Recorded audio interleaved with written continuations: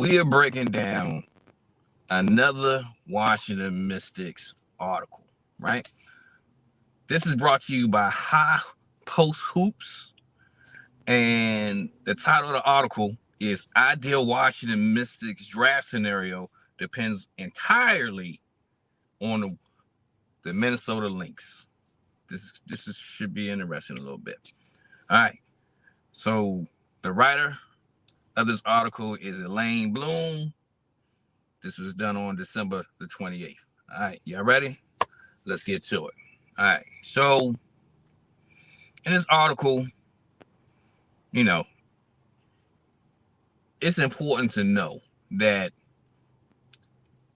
the Washington Mystics had the number 4 draft pick, and it's like, hey, let's try to figure this thing out, right?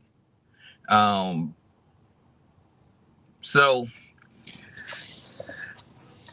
the Lynx are already an established team, right? The Minnesota Lynx, they are championship bound pretty much every year. But now, since the WNBA is in flux, right? And so many teams have free agents, we really don't know what the landscape of the league is going to look like. So does the Washington Mystics, do they go ahead and draft a player? Well, I'm sorry, let me retract that. Do the Minnesota Lynx draft a player that fits into the mold of how they have been going already? Championship bound, pretty much a veteran team, or do they begin a transition into a different direction, right? We don't know. So, just some news. Nafisa Collier, the star of the Minnesota Lynx, will be out 4 to 8 months because she had dual ankle surgeries. So she's going to be out.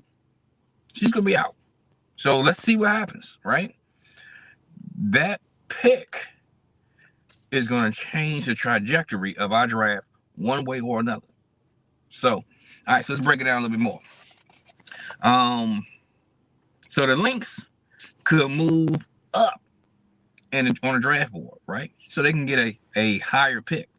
But I don't really see them doing that, right? I see them using their draft capital and their leverage to either be able to acquire more picks or to acquire another veteran player. That's what I think they're going to do. But still to be determined, right? Or it could be a scenario where our Washington Mystics want to increase their odds of getting a top-tier talent, right? Because there's a lot of great players. There's a lot of good players. But top-tier players is only a few.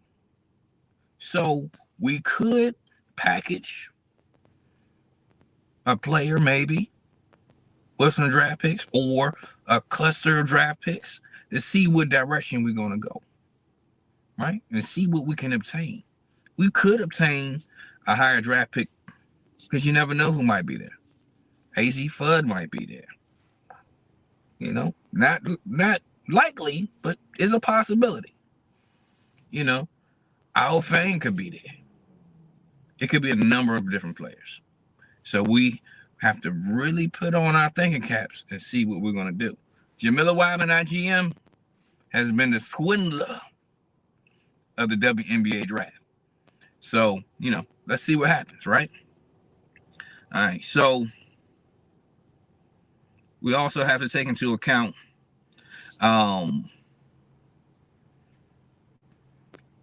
we have done business with the Minnesota Lynx.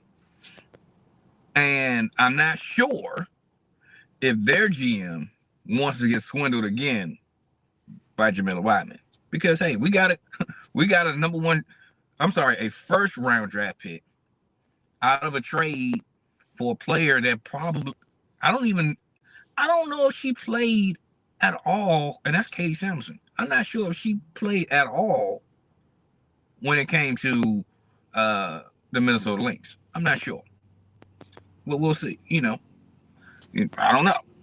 But we got the better end of that transaction, right? So yeah, let's see how it goes.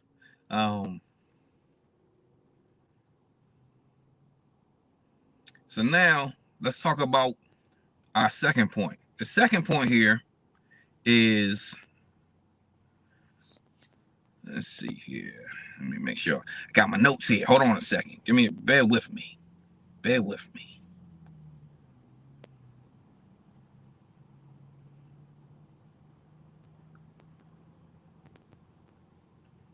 All right. Got to make sure you don't miss anything. All right. So what's the best case and worst case scenario for the Washington Mystics? Best case scenario, trade up. We get a higher draft pick, top lottery pick. And we could probably draft a difference maker. Somebody that can translate to quick victories. I don't know. Let's see how this goes.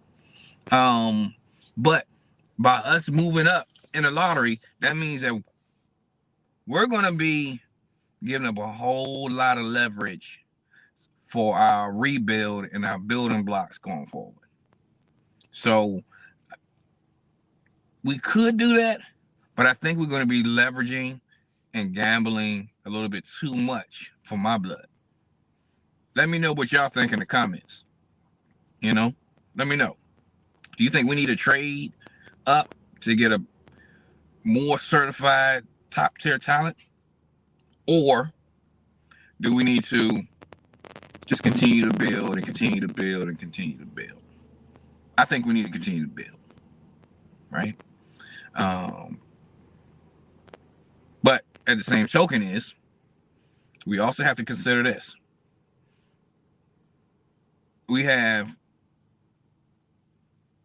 2 certified definite players from last year's draft, the 2025 draft. That's Sonia Citron and Kiki Irfin, that will definitely be with this team in the future, right? Georgia Amore is contingent upon how she returns from injury, right? So that's 3 players on rookie deals that will have to be re-signed at the same time. That's tricky, right? So now let's look into this draft. We have the following year, after that situation is handled with draft picks, we have an instance where we have the potential of having 5 draft picks that we would have to resign in one offseason. That's tricky. That's tricky. So I don't see any more than 2 to 3 players coming onto this team, because it's going to be too tough to re-sign these players once it gets to a certain point. Because you also got to consider this. Technically now, J.C. Sheldon is the player that we traded for in the Aaliyah Edwards trade. She is going to be she's going to be the first to renew, actually, because she's a year before Kiki and Sonia. So if she is still on this team at that point, that's 3 years of back-to-back re-ups. That's tricky. That's real tricky. So yeah, we'll see how this shakes up and what this turns into. But we got a lot of cards. We just got to see how the deal is dealt, because the one thing that we know about any type of WNBA draft, it pretty much goes according to plan, but then there are instances where it doesn't. So Who knows? Who knows how this goes? Um, but one thing that we could do is this, and I think this could be possibly a smart move. We can leverage draft picks, right? It could be any combination of draft picks and get a certified veteran from one of these teams. I think that can be a good smart move. I really do. So yeah, let's see how that goes. But in this draft, we cannot miss on our draft picks, right? We can't miss. We can get a certified player with the number 4 pick.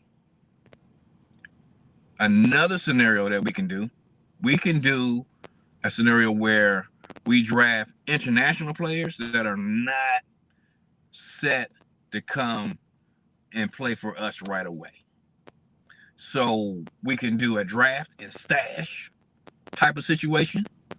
So I think that could be a good move, probably with the 11th pick if we go in that direction. But we need to get at least 2 players that can help us out one way or another on this team. So yeah, and we need to, if whoever we draft, let's say if we do a draft and stash with an international player, that international player has to have a lot of upside. So when they actually develop and come to the WNBA and play for our Washington Mystics, that we're getting value for that pick. If not, let's just draft somebody and see if they make the team. You know, because that's how it pretty much goes, right? But we cannot mess this up. Our trajectory and our momentum is too good right now for us to squander it or mess it up. So yeah, let's see how it goes. All right, let me see here. I feel like I'm missing something here.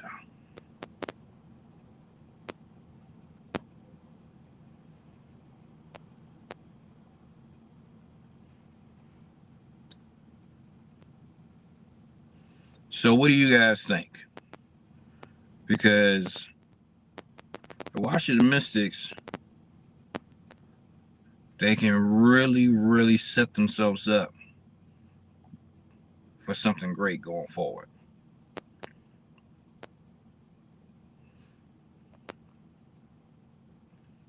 Yeah. So do you think that the Washington Mystics need to commit to a long-term rebuild, which it appears that we are already set for? Or do we need to shake it up a little bit so that we can start to win a little sooner? I know the fans want to win sooner than later, but you never know. We could be setting ourselves up for continued, like unseen amounts of playoff success or even championship success if we draft right and add the right pieces right now. What's coming right now? So I think that trading up is an option, but I don't know if that's the right option. Staying put and drafting, you can't really go wrong with that, because even at the picks that we have, we can get great value, even if the value is not necessarily top flight value, but we still need players to come off of the bench. We need to add depth to our team, right? Because one position that we definitely need is a point guard. Definitely need a point guard. Whether this is a starting caliber player or someone to add depth to the team. We also need a big woman. We need a big. Whether it's a player that's coming from, that's going to be, let's say, a starting caliber player, or or depth. What we need is so what we need is, for example, we need a center, right? Because Shakira Austin is an option for us, right? And we would love to have Shakira come back. Y'all hear me say that all the time. And she's had a great year. She didn't have any major health issues this season, so we love it. But when it comes to depth and also the future, we need a big. And we have enough picks to get this.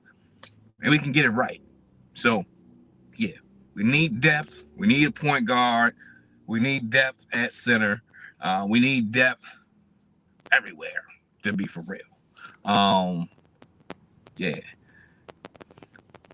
So we appreciate Uncle Wee 6629 for tuning in. One of our super faithful watchers. I'm all for getting the best player we can. That's always the wise decision. I agree. I agree 100%. But let's say, for example, if we get the best player available and there's another power forward, does that really help us? I don't know.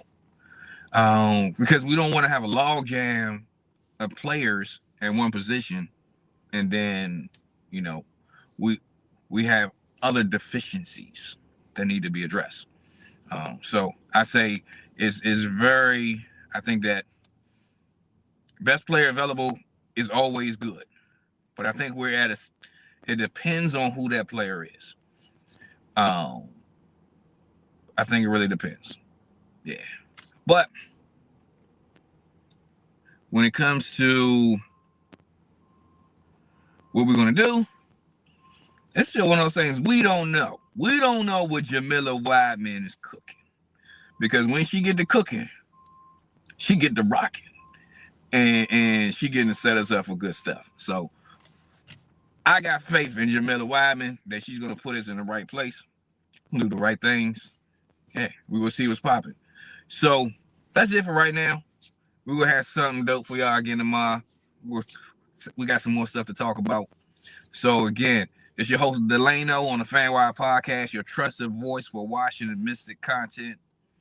You know how I do. So we'll be right back at y'all as soon as we can.